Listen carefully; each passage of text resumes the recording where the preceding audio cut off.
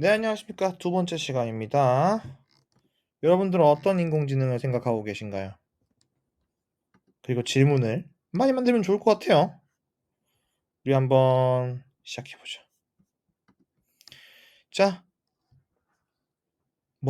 아이고, 죄송해요. 먼저, 데이터란 뭔지 한번 살펴볼게요. 우리 앞서서 우리 데이터 다루면서 얘기 많이 했죠. 데이터는 수많은 종류의 데이터들이 있어요. 뭐 통계도 있을 거고, 금융도 있을 거고, 과학적인 것도, 컬처럴한 것도, 지오그래픽한 것도, 교통적인 것도, 자연적인 것도 엄청나게 많겠죠. 우리가 제일 잘 알고 있는 데이터라고 하면 보통 이렇게 엑셀처럼 생긴 걸 얘기할 거예요. 맞나요? 그죠? 우리가 데이터 때 많이 다뤘던 거죠. 그리고 우리는 이 녀석들을 다룰 수 있는 텐서라는 것에 대해서 얘기했어요. 맞나요? 그리고 우리가 말하는 이 데이터란 실제 세상에서 존재하는 모수, 우리가 절대로 수집 불가능한 전체 대상에 대해서 이 전체를 동시에 보는 건 불가능하니 우리가 그 그룹을 대표할 수 있는 샘플을 모으게 됩니다. 샘플링이라고 보통 표현을 하죠. 세상의 데이터를 우리가 데이터를 모아요. 왜 모읍니까? 데이터로부터 지식을 만들어서 세상을 예측하고 싶기 때문이에요.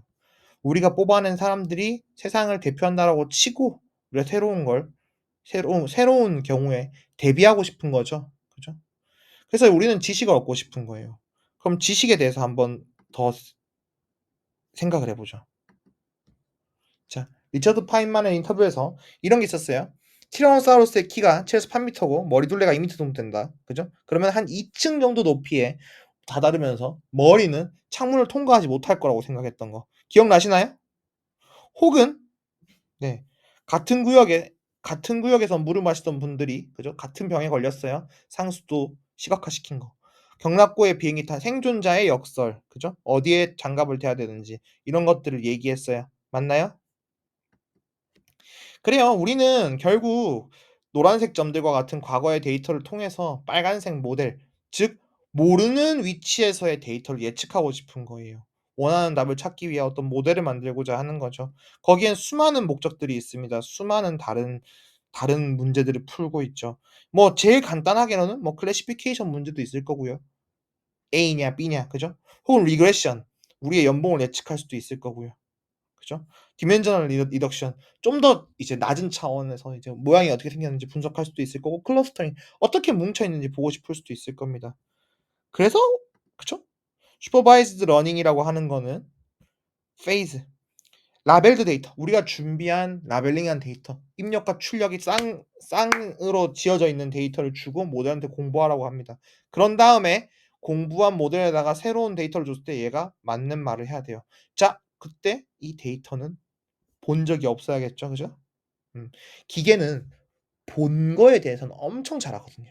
컨닝을 너무 잘해요. 그죠? 그래서 절대로 컨닝하지 않도록 테스트 데이터는 격리하는 게 중요하다. 뭐 이런 얘기도 했던 것 같아요. 뭐 이런 것도 했었네요. 그죠? 우리 눈으로 보기에 대충 이렇게 묶이면 좋지 않을까? 언슈퍼바이즈드 러닝이고요. 그죠? 에이전트가 그죠? 리워드를 통해서 액션을 하게 만드는 강화학습 같은 것도 있었네요. 그죠? 어. 그래서 강인한 모델을 만든다는 건 어떤 거였나요? 강인한 모델. 강인한 모델. 어. 이런 얘기도 있습니다. 언더피팅. 막 지금 보시는 것처럼 동그라미와 십자가를 잘 구분하지 못하고 있죠. 얘보단 두 번째 게 더 나아 보여요. 근데 두 번째보다 세 번째는 어때요? 뭔가 완벽하게 플러스랑 동그라미가 나는데 좀 과한 것 같나요? 물론 우리는 이걸 설명하기 위해서 오버피팅이라고 하는 걸 설명하기 위해서 이제 하이 베리언스, 엄청나게 이제 우리가 세세한 변화까지 감지하는 이 상태를 오버피팅이라고 얘기하는데, 이걸 얘기하기 위해서 그죠? 그림을 그린 건데 그죠? 뒤에서 얘기하겠지만 진짜 오버피팅인지 아닌지에 대해서는 우리는 이렇게 결정평면으로 얘기할 수 없어요. 반드시 밸리데이션 셋을 이용해야만 됩니다. 너무 많으니까 한번 다시 볼까요? 바이어스와 베리언스 문제입니다. 첫 번째 바이어스입니다. 바이어스는 뭐냐? 바이어스는 예를 들어 여러분들이 총을 쏜다고 칩시다. 군대 갔다 온 친구들은 잘 이해할 텐데 총구가 애초에 쪼금 돌아가 있으면 내가 아무리 중앙을 잘 쏴도 오른쪽처럼 한쪽으로 몰리겠죠. 총이 휘어 있으면. 그죠? 그런 것처럼 이런 걸 바이어스라고 그럽니다. 평균 자체가 이동해여 있는 거죠. 그럼 베리언스는 뭘까요? 베리언스는 편차, 평균으로부터 데이터까지의 거리가 베리언스입니다. 그죠? 베리언스가 퍼지면 퍼질수록 크다라고 할 수 있겠죠. 그죠? 그랬을 때 우리가 어떤 모델이 학습을 한다라고 치면요. 학습을 한다라고 치면 우리는 첫 번째 하이 바이어 언더 피팅 존에 있다라고 합니다. 모델이 너무나도 단순하기 때문에 모델이 너무나도 단순해서 바이어스가 엄청 크고 베리언스가 엄청 작은 상태예요. 무엇도 학습 못한 상태죠. 예를 들어서 이런 거예요. "야." "네." "야." "네." "야." "네." 학습은 못해서 "네." 밖에 못해. 그럼 바이어스는 높고 베리언스는 엄청 작겠죠. 그죠? 단순하게밖에 행동 못 하니까. 그걸 우리는 언더피팅 존이라고 합니다. 그러면은 우리가 이거를 쭉 학습을 시킨다. 학습을 모델을 학습을 시킨다라고 하면요. 바이어스는 무조건 줄어들게 만들 수 있습니다. 바이어스가 줄어드는데 그에 대한 반대급부로 베리언스는 올라갑니다. 모델의 복잡도가 올라가는 거죠. 그러면은 이 둘을 합치면 바이어스 베리언스 트레이드 오프라고 하는데요. 제너럴라이제이션 에러라고 하는 거는 이 둘의 합으로써 이렇게 줄어들다가 다시 위로 올라가는 형태를 취합니다. 선생님 그럼 베리언스가 높다라는 거 오케이. 학습이 진행되면 진행될수록 모델의 옵티멀 캐패시티를 넘어서서 모델의 용량을 넘어서서 고용량의 모델이 되면 바이어스는 줄어들고 베리언스가 늘어난다는데 이건 어떤 의미인가요? 이건 이건 정말 세밀한 것까지 집착하는 현상을 의미해요. 베리언스가 높다. 아까 여기서 우리가 이 모델에서 봤듯이 적당한 모델은 요렇게 그죠? 부드럽죠. 베리언스라고 하는 거는 막 변하는 정도잖아요. 베리언스가 그리 높지 않습니다. 바이어스도 그리 높지 않죠. 안정적입니다. 그런데 오른쪽에 있는 녀석은 어때요? 막 지글지글지글지글지글지글 변화 심하죠. 그죠? 어. 바이어스야 뭐 딱 나뉘었으니까 바이어스야 엄청나게 낮겠죠. 근데 베리언스가 엄청나게 높겠죠. 이 오른쪽 상황인 겁니다. 그걸 표현한 그래프예요. 그럼 어떻게 이 옵티멀 캐패시티 찾아야겠죠. 그죠? 중앙점 찾아야 되지 않겠습니까? 언더 피팅 존도 아닌 오버 피팅 존도 아닌 최적의 위치가 존재한다. 물론 이것도 이제 구글의 논문을 통해서 얘기를 해 보면 데이터가 충분히 많고 모델이 충분히 크면 이거 극복할 수 있다 이런 재밌는 논문도 있지만 그건 우리가 나중에 그런 논문에 대해서 또 토론할 수 있으면 좋겠네요. 어쨌든지 간에 우리가 얘기하는 바이어스 베리언스 트레이드 오프란 결국 최적의 캐패시티가 존재한다. 우리가 원하는 모델이란 최적의 상태가 존재한다라고 얘기하는 겁니다. 그럼 어떻게 해야 되겠어요? 우리가 배우는 건 머신 러닝이니까 공부해야죠. 그죠? 어떻게 공부할까요? 여러분들은 어떻게 공부하세요? 어. 학생이 기출 문제를 보고 풀이법을 공부합니다. 그리고 시험을 보죠. 머신러닝은 어떨까요? 똑같아요. 똑같아요. 머신러닝이라고 다르지 않아요. 기계가 데이터를 가지고 알고리즘을 가지고 예측을 한다라고 되어 있는데 우리는 우리가 마치 실제 연습 문제를 풀어보고 모의고사를 풀어보고 실제 시험을 보는 것처럼 머신러닝도 트레이닝 셋, 밸리드 셋, 테스트 셋이 있습니다. 일단 이제 트레이닝 셋과 테스트 셋만으로 나누기도 하지만요. 트레이닝 셋과 밸리데이션 셋과 테스트 셋으로 나눕니다. 다시 한번 말씀드립니다. 밸리드 셋은 모의고사고요. 테스트 셋은 실제 시험이에요. 학습에 사용되는 거는 트레이닝 셋뿐입니다. 다만 학습 과정에 사용되는 거는 트레이닝 셋과 밸리드 셋이에요. 우리가 연습 문제 풀어보다가 모의고사 푼다는 뜻이에요. 무슨 말이냐면은 하이 바이어스 구간, 언더 피팅 구간에서 우리는 트레이닝 셋을 통해서 모델을 학습시킵니다. 바이어스가 점점 줄어들죠. 그러면서 동시에 매 학습 때마다 모의고사를 쳐요. 모의고사 에러도 줄어들겠죠. 모의고사 점수 올라가겠죠. 점수가 올라간다? 에러가 줄어든다니까. 그죠? 모의고사 점수 줄어들 겁니다. 근데 모의고사는 학습에 쓰진 않아. 그걸 공부하진 않아. 그냥 쿨하게 시험만 보고 잊어버리는 겁니다. 공부 열심히 합니다. 공부 열심히 해서 트레이닝 에러 줄여 나갑니다. 점차적으로 로우 바이어스가 돼 가는데 어느 순간 나는 학습 데이터에 대한 오차를 줄여 나가는데 어느 순간 밸리데이션 셋 모의고사 점수가 안 좋아지기 시작합니다 더. 무슨 말이냐. 얘는 암기에 도 같은 애거든요. 그리고 뭐가 학습이고 뭐가 암기인지 잘 모르는 친구예요. 공부를 하다 보니까 어느 순간에는 얘가 패턴을 찾는 겁니다. 우리는 얘가 공부를 하기 원하는 거지 꼼수를 외우기 바라지 않잖아요. 예를 들어서 문제가 기역으로 시작하면은 4 번일 확률이 뭐 70% 라더라. 이런 거 원하지 않잖아. 일반적인 지식을 공부하기 원하잖아. 그죠? 그래서 얘가 처음에는 학습을 잘해. 그 증거로 학습에 활용하지 않은 밸리데이션, 모의고사 점수도 같이 좋아집니다. 그러다가 어느 순간 얘가 일반적인 영역의 학습에 해당하는 공부를 하기보다 어떤 불필요한 암기의 영역으로 넘어간다라고 하면은 모의고사 성적이 안 좋아지는 겁니다. 그래서 모의고사를 매번 치는 거예요. 학습할 데이터도 모자란데, 그죠? 학습할 데이터도 모자란데 굳이 모의고사를 만들어서 치는 겁니다. 왜? 오버피팅으로 넘어가는지 알기 위해서. 그래서 어떻게 하면 되겠어요? 밸리데이션 모의고사 점수가 안 좋아지기 시작하면 그때를 최적으로 잡으면 되겠죠. 그죠? 안 좋아지기 직전. 그죠? 음. 뭐야? 바이어스 베리언스 트레이드 오프. 그죠? 음. 선생님 근데 그러면은 우리가 데이터 나눌 때 밸리데이션 셋을 잘못 뽑으면 어떡해요? 그럴 수 있어요. 그럴 수 있어요. 무슨 말이냐면 테스트는 우리가 진짜 말 그대로 이제 만들어진 모델을 테스트해야 되니까 아예 처음부터 분리를 해 놓습니다. 얘는 테스트야. 근데 밸리데이션 셋을 보고 우리가 학습의 종료 여부를 오버피팅 여부를 결정을 하는데 이 밸리데이션 셋을 운으로 잘못 뽑을 수도 있잖아요. 혹은 운으로 잘 뽑았을 수도 있잖아. 그러면은 밸리데이션 셋을 바꿔가면서 학습을 시켜보는 겁니다. 이걸 우리는 텐폴드 10분의 1씩 바꿔가면서 만약에 했다면 텐폴드라고 하고 5폴드 20%씩 밸리데이션 셋을 써가지고 5번 해봤다면 5폴드라고 합니다. 크로스 밸리데이션 교차 검증을 수행할 수 있습니다. 네. 만약 우리가 몸무게와 키로 구성된 이런 고양이와 개의 데이터가 있다라고 가정을 해보죠. 그랬을 때 기대 출력 새로운 점이 들어왔을 때 걔가 고양이일지 개일지 어떻게 맞출까요? 우리 이거 앞서서 했다 그죠?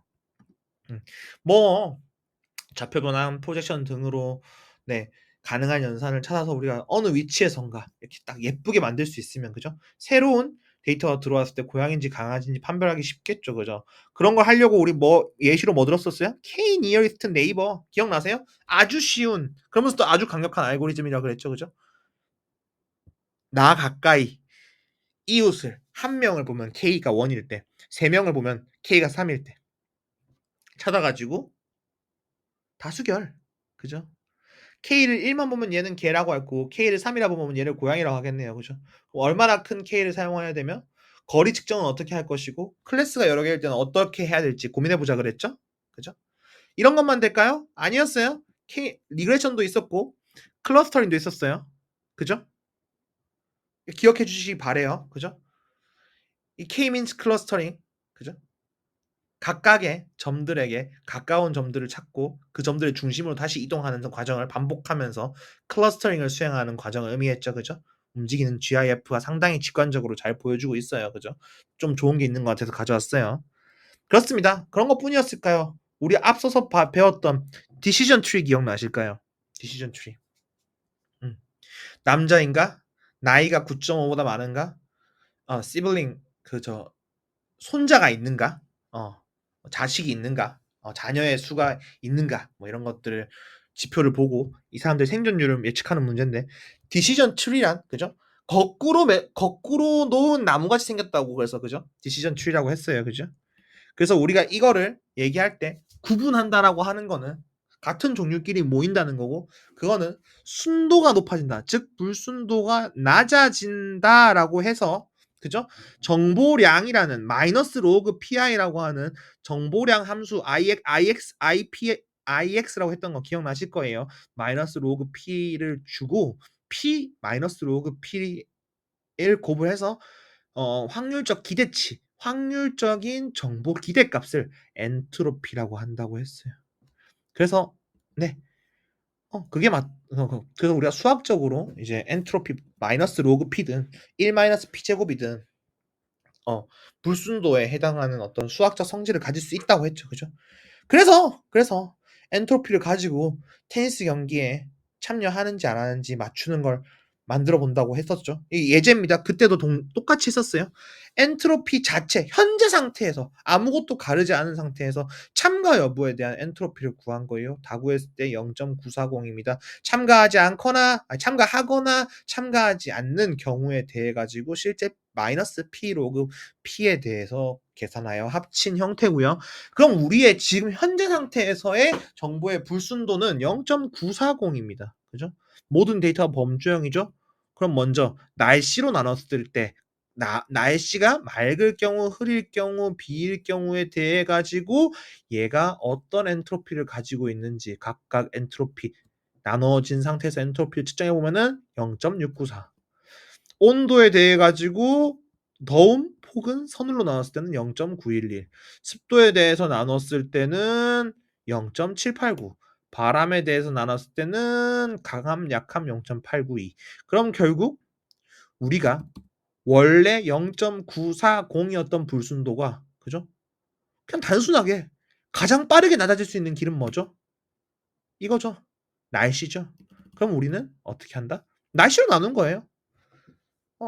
0.9 0.94인 불순도가 0.694까지 떨어지면은 날씨가 가장 많이 떨어뜨리네. 그럼 날씨로 우리 그냥 바로 날씨 적용해 버리는 거예요. 그죠? 불순도의 차이니까 순도의 이득이지. 그지? 그럼 얻어지는 정보량이 제일 많다라고 보는 겁니다. 오카미 면도날. 가장 단순한 거 빠르게 쓰자 이거야. 그런 다음에 또 다음 과정을 반복합니다. 나뉘어진 맑음에서 이제 우리가 날씨로 나눈 거에서 그 안에서 한 번 더 진행하는 거예요. 언제까지? 모든 것들이 인포메이션 게인이 0이 될 때까지. 더 이상 정보상의 이득이 없을 때까지. 그럼 이런 식으로 디시전 트리를 만들 수 있네요. 그죠? 수치형 변수일 경우에는 오름차순으로 정렬을 한 다음에 스트레스 홀드가 각각 그 위치에 있을 때 어떻게 되는지 보면 되겠죠. 그죠? 그래서 우리 디시전 트리 같은 알고리즘도 옛날에 다뤘어요. 한번 복습해 보니까 이제는 어떤가요? 얘가 머신러닝의 한 방법이라는 거 혹시 이해하시겠나요? 그리고 하나 더. 지금 우리 참여할지 안 할지, 오너인지 오너가 아닌지 이런 것들 다뤘는데 혹시 멀티 클래스일 때는 어떨 것 같아요? 에어플레인, 카, 디어 이런 경우는 어떨까요? 어? 위너 테이크스 올, 원 vs 올 만드는 거예요. 결정 편면을 나와 나머지로 클래스 1과 나머지로 클래스 2와 나머지로 클래스 3와 나머지로 그렇게 한 다음에 결정 편면 겹치면 되겠죠, 그죠? 그렇습니다. 우리 머신러닝이라고 하는 걸 너무 어렵게 생각하지 말아요. 무슨 말이냐면은 누군가가 자기가 맞다 생각하는 거를 맞다고 생각하는 근거와 함께 제안한 여러 가지 모델들이 존재하고 있습니다. 시간이 엄청나게 많이 흘렀으니까 엄청나게 많은 모델들이 존재하고 있겠죠. 실제로도 그렇습니다. 우리가 그 모든 모델들에 대해서는 알 수 없지만 의외로 조금만 신경 쓰면 우리도 이해하기 쉬운 아주 인간적이고 아주 재미있는 모델들로 가득합니다. 그리고 최신 인공지능들도 그 범위를 크게 벗어나지 않습니다, 여러분. 이제 제가 꼭 드리고 싶은 말씀은요. 여러분들이 앞으로 살면서 이런 머신러닝 모델들을 볼 때 수학적으로 어려울 거고요. 프로그래밍적으로 힘들 거예요.